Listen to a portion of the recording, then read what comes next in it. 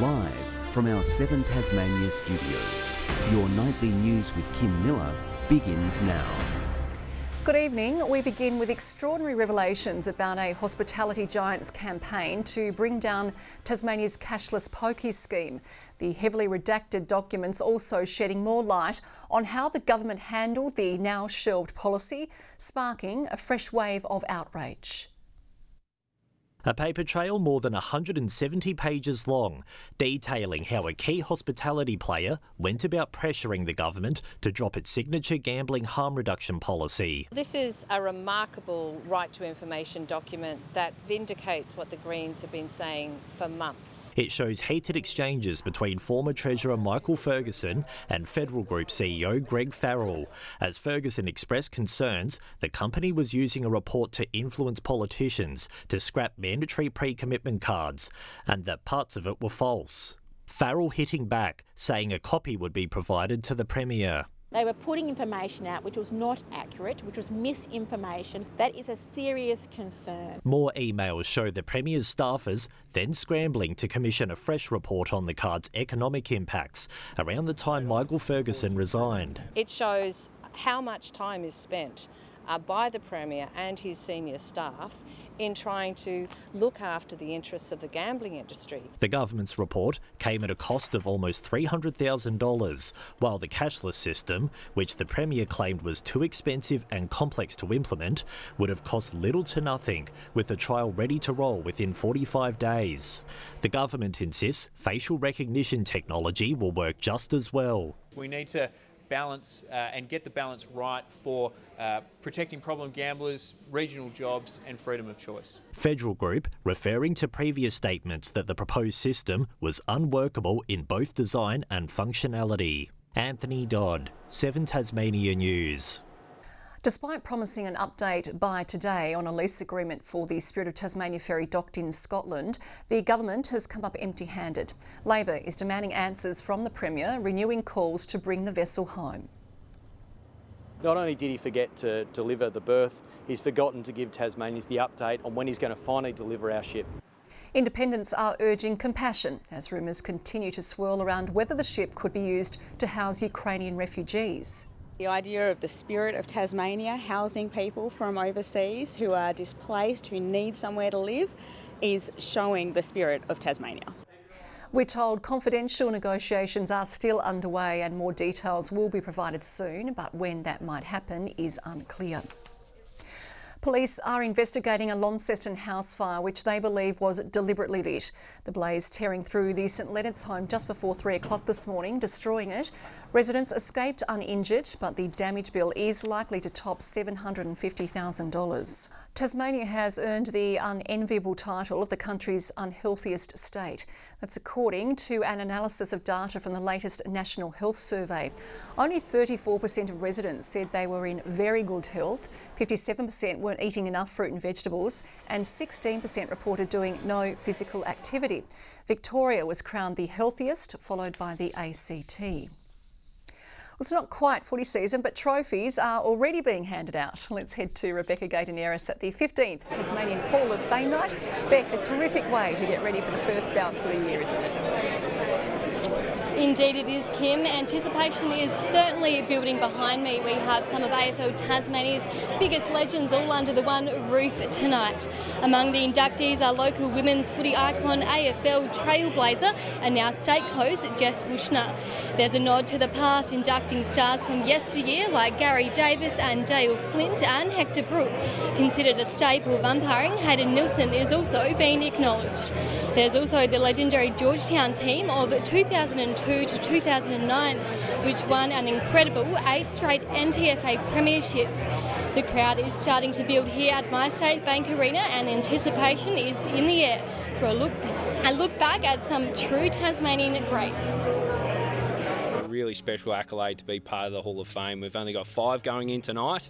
We do want to make it so it is the cream of the crop and the very best at Tasmanian footy is recognised through the Tasmania Football Hall of Fame.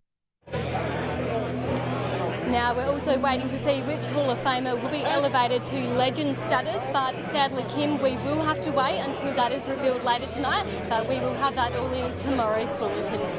OK, thanks, Beck. Some big names there.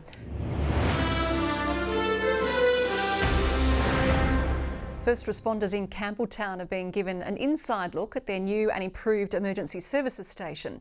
The $3 million facility will house firefighters and SES volunteers, which will improve bushfire and disaster responses in the region. This facility provides a base for not only our operations but also our incident management teams going forward. It's also important that we're investing in our volunteers so that we can continue to grow the emergency response in our rural communities. The site will also be used as a staging area with capacity for hundreds of personnel in the event of a major fire. Fresh off a loss last night, the Hawthorn Hawks have headed back to school to share pre-season tricks ahead of round one. But the advice is flowing both ways, with one Colt hero taking some celebration inspiration from the kids. Class is in session and this time the Hawks are in charge. It's always good to give back to the younger kids, and down in Launceston as well, they're a big part of Hawthorn. Jamellan Primary School students rubbing shoulders with the Stars. We've just kind of been playing around with them, doing some handballs and a few kicking drills and stuff. Some jumping at a chance for a signature, others not too sure about hosting the Hawks. Of course the Hawks are good, but Richmond's always better. Fresh off the back of a final pre-season hit out in Launceston last night, today a chance to take a breather before opening round next week. Yeah, not the result, but lucky it wasn't for 4 points. It's been a bit of a different pre-season, but the boys are embracing it, and I think we're ready to go. Known for his cheeky celebrations, the Wizard has a few tricks up his sleeve. Definitely some celebrations coming up. I reckon me, Guinea and Connor McDonald got some ones brewing, but we'll wait and see on game day. And one bold idea coming from a junior mastermind. Backflip. I haven't done a backflip in a while, but I might have to try in the backyard first before I get out on big stage. Victoria Riso, 7 Tasmania News. Drivers in Hobart can expect delays along the Domain Highway from next week when the next stage of the Self Point sewer project takes shape. From Monday, the Queen's Walk between Bellevue Parade and the Domain Highway will be closed, so a section of 4-kilometre pipeline can be installed. The works are expected to take 2 months. So we're removing nutrient from the Derwent River that would otherwise make its way there. So a really great outcome for both Hobart and the environment. It's part of a major project relocating the treatment plant from Macquarie Point to Selves Point, handling 24 million litres of wastewater every day. It was anchors away for a flotilla of yachts on the River Derwent this morning, setting sail for Rotary's annual Charity Day. Now in its 34th year, Sail Day featured over 30 vessels, contributing much needed funds to the local community. Looking at supporting a community shed in Hobart, which hopefully construction will start this year. The event has raised over $1 million since it first hit waters in 1989.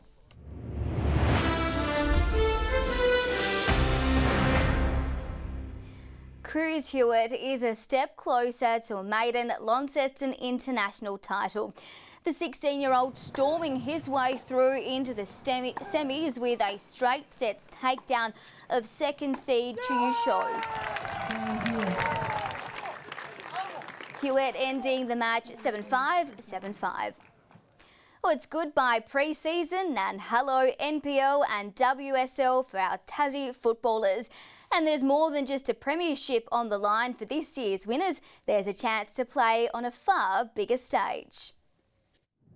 These players may be chummy, standing shoulder to shoulder here, but that's all about to change with the 2025 Football Tasmania season just around the corner. It comes around very quickly. I think all the teams are tired of pre-season, so they're all looking forward to starting the competition. Round 1 is just 2 weeks away, bringing the rivalry to pitches from Devonport to Kingston. We've got 8 teams in the men NPL, 7 in the women. Next year Launceston City will join the women's, which is fantastic. Reigning NPL champions the Glenorchy Knights are eager to keep hold of their silverware. New coach Brian Murphy is confident an influx of fresh blood can only help. We've recruited very well this year. We did lose about 8 or 9 players, and we've recruited well, like for like. Meanwhile, in the women's, the Devonport Strikers are heading in cautiously confident despite taking home last year's title. Going into the season, you don't really know what to expect, who's picked up what players. and what changes have gone on throughout the pre-season. An extra carrot is on the line for this year's NPL League winners, a spot in Football Australia's new second-tier competition in October, promising to put Tassie footballers on the national stage. Play off for about 6-7 weeks, so it's a good opportunity for our clubs to showcase their abilities against all the other states. Rebecca Gardiniero, 7 Tasmania News. There could be some fresh faces joining the Tassie Tigers women's ranks next season. Officials saying an influx of fresh blood could prove crucial after the side fell short of the finals. For us to be successful, we need that balance again of players that are experienced cricketers, been there and done it, to those that want to go and play for Australia. Cricket Tasmania wants the refresh to be about building a legacy for the side for seasons to come. And another Jack jumper is sticking around a little longer. Anthony Drimmick will suit up for a 3rd season with the club, exercising a second-year team option. The 33-year-old championship player made 28 appearances last season and has made 264 NBL games under his belt. Good evening, Hobart, Devonport and Burnie, all 24 today. Launceston and St Helens our warmest with 27 degrees. Friendly Beaches 26, Ouse 23, Lowhead, Smithton and Flinders Island all 22. King Island reached 21, Strawn 19, Lyowini a high of 16 today. No significant rain to 4 p.m. with just some patchy cloud over the southwest. Thinner high cloud swept over the state as well. Severe tropical cyclone Alfred is over the Coral Sea with cloud there. Small amounts of mid to high level cloud move over South Australia and central New South Wales. Tomorrow a cold front approaches us from the southwest. Troughs and lows remain over the mainland and Alfred hasn't moved far at all. West to northwest winds 15 to 25 knots. They'll reach 30 knots in the south and central west, lighter over the east. We do have a strong wind warning for waters from Tasman Island to Sandy Cape. Hobart tomorrow, a high of 23 and partly cloudy, 19 the top for Maydena, a few showers, and 23 the high for Oatlands, fine and partly cloudy. 24 for Launceston, Devonport 22, 3 overnight for Lyowini, fine but partly cloudy, 16 tomorrow. 22 for Burnie, showers increasing over Strawn, 20 the top, and 21 for Marrawar. St Helens tomorrow, a high of 24, 26 for Swansea, a sunny day, partly cloudy for Orford, and 24. On Sunday, an early shower over the west, mainly fine the remainder, apart from a medium chance of a shower for the northeast. Fine and partly cloudy on Monday, a possible shower in the north. And on Tuesday, north to northeasterly winds on a fine sunny day over the west and south, but cloudy elsewhere. Sunny in Perth, 27 the top in Adelaide, partly cloudy for Melbourne, Sydney and Brisbane, and reaching 44 tomorrow in Alice Springs. And Friday night continues to be fine. Kim. Lovely. Thanks, Murph. That is all we have time for tonight. Good night, everyone.